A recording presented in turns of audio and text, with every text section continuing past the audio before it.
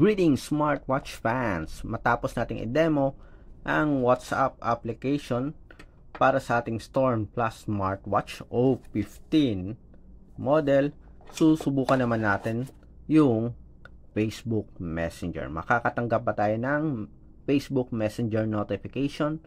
Yan ang ating alamin sa video demo ng push notification for the Storm Plus smartwatch with a Facebook Messenger.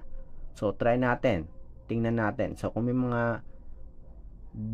may katanungan kayo about sa smartwatch na ito, drop lang ng comment. And of course, so, sa mga nagbabalak bumili ng O15 smartwatch, panoorin nyo muna yung video nito. Tingnan nyo kung may support for Facebook Messenger notification.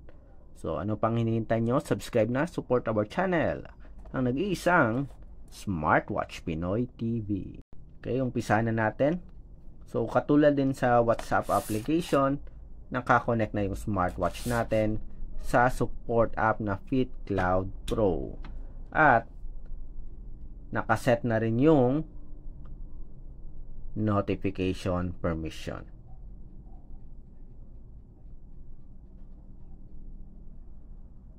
Yung device natin, push notification.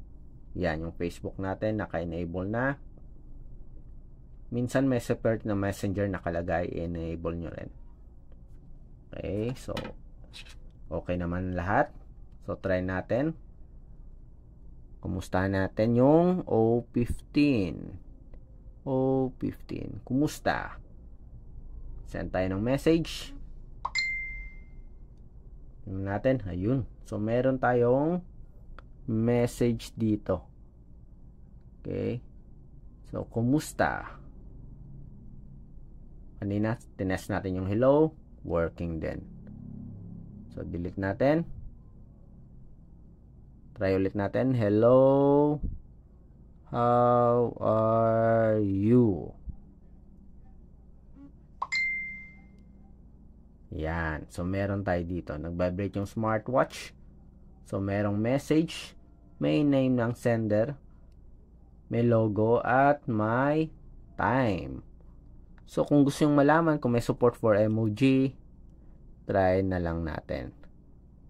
May emoji ba? So, lagay tayo ng emoji.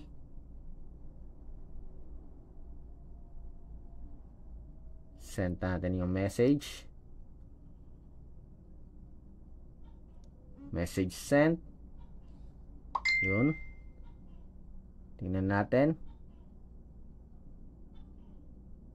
May emoji ba? Walang support for emoji. Pero working yung smartwatch notification for Facebook Messenger. May option ka na i-delete pa isa-isa or pwede nyong i-delete lahat. Yan. Next, tingnan natin yung sa call.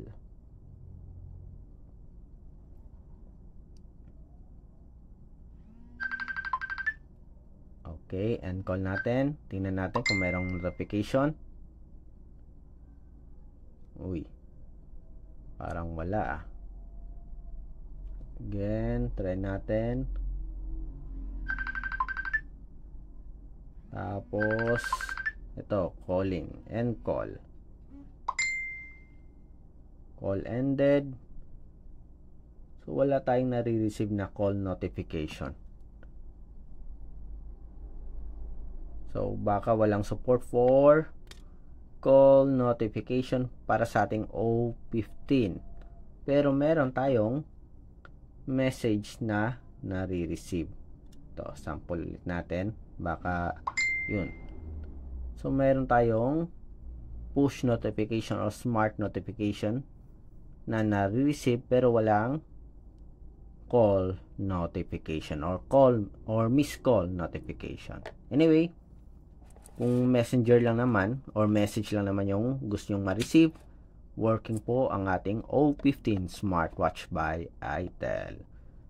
So sa mga may katanungan o may request, drop lang ng comment. Continue to support our channel by liking this video, sharing it, or subscribing sa Smartwatch Pinoy TV.